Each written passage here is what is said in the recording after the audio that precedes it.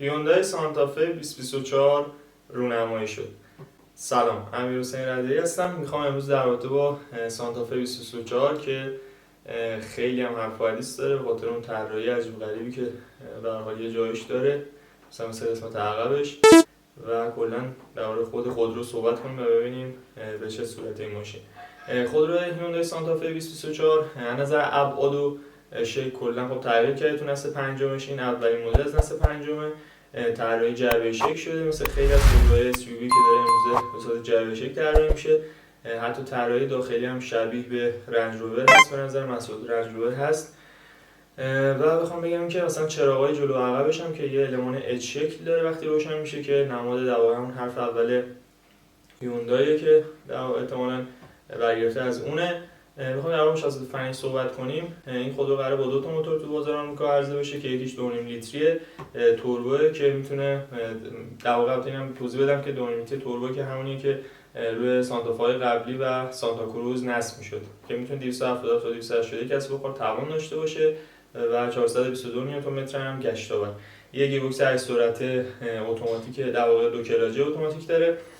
مشخصات دومش هم یه موتور هیبریدیه که یه موتور برقی در کنار یه موتور بنزینی 1.6 لیتری 4 سیلندر توربو کار میکنه که به تنهایی 177 کسب و کار توان داره این موتور و 264 نیوتن متر گشت آور. ولی خب به صورت کلی با هم دیگه ترکیبشون 236 کسب و کار توان داره و یه گیربکس ایتی 6 سرعته داره که توان رو به هر چهار چرخ منتقل میکنه. پس این شد دو تا موتوری که قراره عرضه بشه، یکیش هیبریدیه و یکیش هم در واقع به صورت تمام بنزینیه که 0 تا 100 در واقع هیبریدی 9.5 ثانیه است و تمام بنزینی 8 ثانیه است.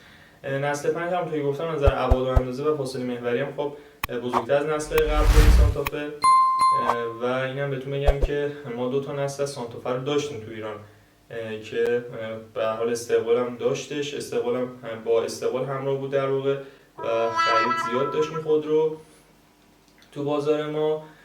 از امکانات رفاهیش هم میشه مثل مالتی مدیا و اون کلاستر یا صفحه کیلومتر یک پارچه منحنی شکل رو در واقع داره و دو تا شارژر وایرلس داره و درجه تحویل مطبوع یک پارچه به صورت یک سری کار شده پشت سرم و یک پارچه است.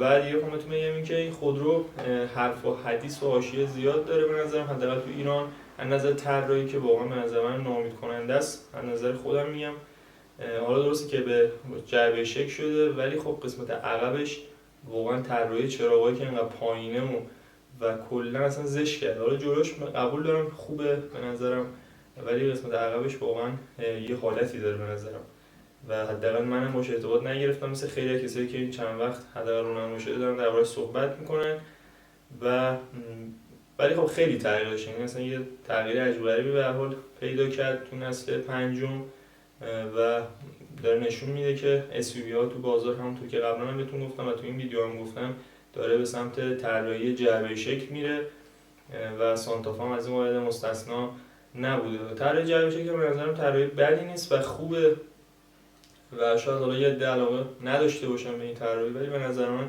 میتونه طراحی خوبی واسه SUV ها باشه. حالا ببینیم به بازار آمریکا قراره با این دو تا موتور عرضه بشه و ببینیم بعداً چه اتفاقی قراره برای خودرو بیفته و استقبال چجوریه و چه چیزی برای این خودرو اتفاق میفته.